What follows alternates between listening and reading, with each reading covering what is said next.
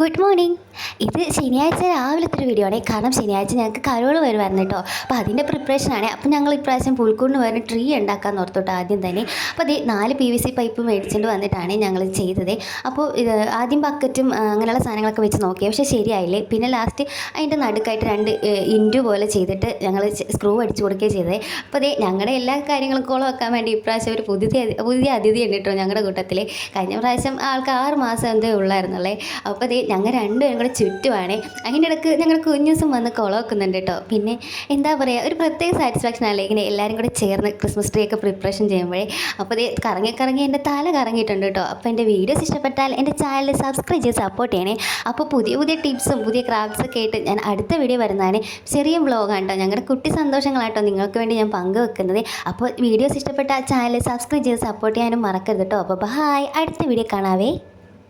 Tree എങ്ങനെയുണ്ടെന്ന് comment ചെയ്യാനും മറക്കരുത് കേട്ടോ.